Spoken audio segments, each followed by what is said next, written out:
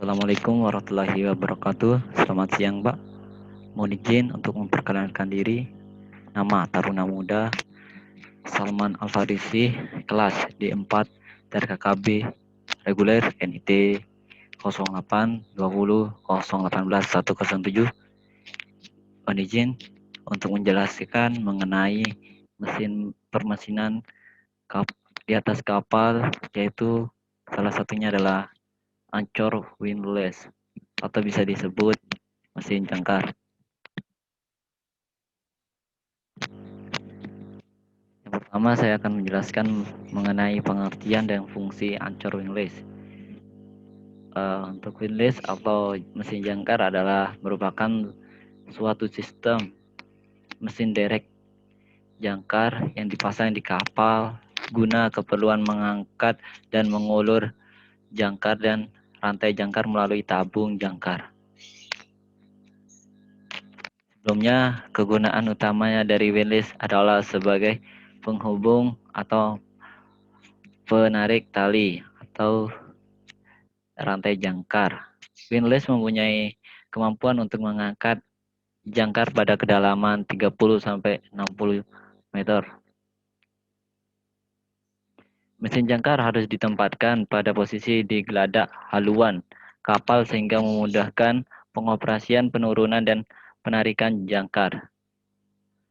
Pada pemasangan mesin jangkar di geladak kapal, plat geladak di daerah fondasi mesin jangkar harus diperkuat dan dengan penebalan plat serta konstri fondasi yang kuat. Mesin jangkar harus dilengkapi dengan sistem rem untuk memperlambat putaran poros dan memberhentikan penurunan rantai jangkar dan jangkar.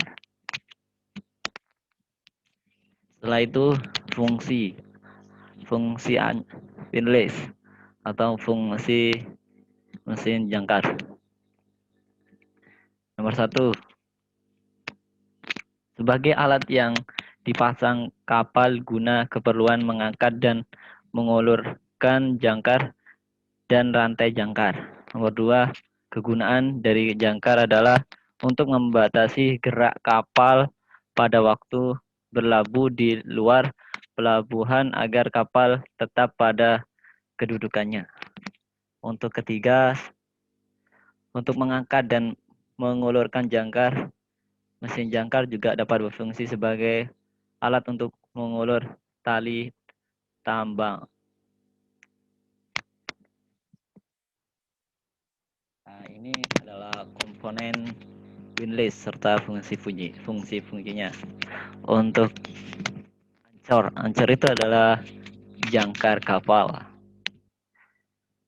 Jangkar kapal adalah perangkat penambat kapal ke dasar perairan di laut, sungai ataupun danau sehingga kapal tidak dapat berpindah tempat karena hembusan angin, arus atau gelombang. Jangkar merupakan salah satu alat wajib yang ada di atas kapal, mengingat fungsinya sebagai alat untuk menahan kapal supaya tidak bergerak dan tetap dalam posisinya. Untuk yang kedua adalah anchor chain atau bisa disebut rantai jangkar kapal. Nah, ini berfungsi pada kapal adalah dilakukan pada saat kapal naik dock maupun dalam pelayaran. Untuk yang ketiga adalah washer people atau tabung jangkar. Tabung jangkar adalah tabung yang dilakukan oleh rantai jangkar. Nah, tabung jangkar terletak di labung kapal di bagian kiri dan kanan haluan kapal hingga geladak depan. Untuk nomor 4, anchor chain locker atau bak rantai jangkar.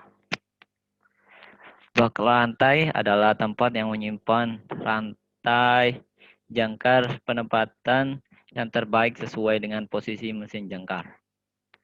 Bak rantai terletak di bagian depan kapal, di depan sekat tubrukan dan di atas tangki haluan atau forward tank. Jika jumlah jangkar kapal terdapat 2 set, maka bak rantai harus terdiri dari 2 ruang bak rantai yang terpisah, yang sekat pembatasan kiri dan kanan dalam pembuatan bak rantai. Untuk nomor 5 sendiri adalah anchor chain pipe atau tabung rantai jangkar. Tabung rantai jangkar itu adalah tabung yang dilakukan rantai jangkar yang terletak antara dek haluan kapal atau fresh atau istilahnya adalah fresh castle deck, dan bak rantai adalah chain locker. Konstruksinya hampir sama dengan HC pipe yang terbuat dari pipa baja dengan penguatan di bagian atas atau dibuat dengan besi cor. Bagian bawah yang menghadap bak rantai konstruksinya dan diperlebar, dan tepi pipa dipasang bentuk setengah bulat. Posisi penempatan tabung rantai jangkar ini tepat di lombang rantai di bawah mesin jangkar. Untuk nomor 6, mesin jangkar adalah merupakan mesin derek jangkar yang dipasang di kapal gunanya keperluan mengangkat dan mengulur jangkar dan rantai jangkar melalui tabung jangkar. Yang nomor 7 adalah Width post atau tali kawat. Tali kawat itu berfungsi mengganti rantai jangkar dan dapat digunakan ukuran kapal tertentu dengan ketentuannya. Digunakan kapal yang tertentu untuk tali kawatnya ini. Untuk nomor 8 adalah chain stoppers atau kapas rem. Kapas rem ini berguna untuk menahan tarikan rantai dan jangkar saat kapal sedang berlabuh. Chain stopper harus memiliki kemampuan beban putus 800 dan beban putus rantai dan dipasang secara baik dan posisi yang tepat di atas geladak. Dan geladak di daerah ini juga harus diperkuat dengan memiliki kegunaan yang sama. Ada kalanya beberapa mata rantai diikat pada rantai jangkar di daerah head people atau di tempat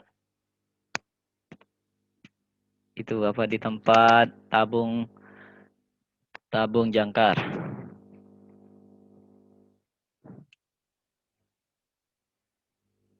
Untuk menahan beban rantai dan jangkar. Selanjutnya mengenai pengoperasiannya. Ini jenis-jenisnya. Jenis-jenis kapal. Jenis-jenis mesin jangkar yang ada di kapal itu ada 3 jenisnya. Jadi ada mesin jangkar dengan tenaga uap, terus mesin jangkar dengan penggerak tenaga listrik, dan mesin jangkar dengan penggerak elektronik hidrolik.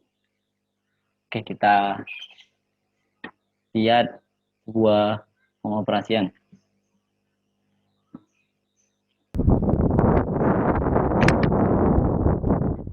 Untuk proses kerja mesin jangkar ditarik dengan melalui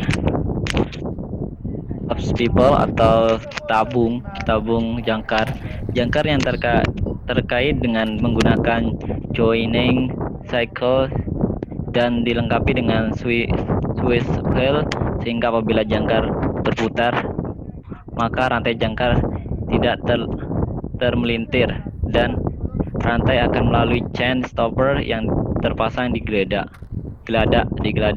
Selanjutnya rantai ditarik oleh drum si jangkar yang berputar dengan pergerakan motor listrik. Kemudian rantai ditarik masuk melalui chain swivel, terus turun masuk ke bak rantai, dan pada ujungnya rantai dikaitkan pada chain slip dengan kaitan pada segel. Segel dikaitkan pada cap clean, kaitan yang dipasang kuat pada salah satu konstruksi kapal seperti frame. Rangkaian rantai bagian ujung dalam dekat dengan bak rantai dilengkapi slip hood di bagian chain slip ini saat darurat dapat dengan mudah dilepas. Ini sebuah gambarnya. Tadi kan sedang dioperasikan, jadi rantai ini turun. Ini namanya windlass atau mesin jangkarnya.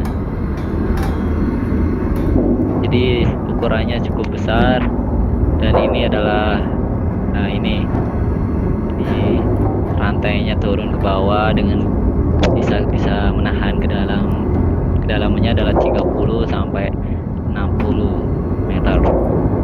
Cukup besar sekali untuk rantainya, dan untuk jangkarnya cukup besar sekali.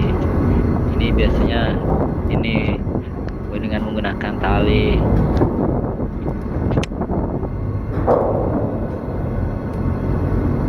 Saya harap bisa membuat teman-teman untuk mengerti sedikit mengenai kapal permesinan jangkar ini di atas kapal. Sekian, terima kasih. Wassalamualaikum warahmatullahi wabarakatuh. Anchors or comes into port, its winches are critical. The winches need to work reliably day after day. That's why we've developed our electrical winch drives and motors to help reduce complexity and thus lower operational risks and costs. The marine certified drives fulfill marine and offshore requirements and come with dedicated winch software that takes advantage of our direct torque control technology. The combination of the winch software and DTC lets you have full control of the winch without motor encoders or load cell sensors. Less parts mean less risk for you. Here's how it's used when docking. The winch is first operated in hand mooring mode. When the winch starts drawing in, the rope tension is low. As the drum speed increases, the drive speed torque protection prevents excessive rope tension. As the rope is almost completely pulled in, the operator slows the drum speed. When the rope is at the required mooring tension, the drum is stopped. Hand mooring is complete and the operator switches into auto mooring mode. The auto mooring mode ensures that a constant rope tension is maintained even when cars are offloading or when waves rock the ship. The drive does this by checking and adjusting the rope tension at set time intervals based on predefined auto mooring settings. This brings the stability that is needed at all times. Our winch control solution is simple. A variable speed drive with a built-in winch control program. This gives you full speed and control without needing motor shaft encoders. And auto mooring without load cell sensors. And you can connect multiple control stands directly to the drive. The control software is customizable. And with our global support and service network, ABB is always close to the port. When it comes to winch reliability and control, everything counts.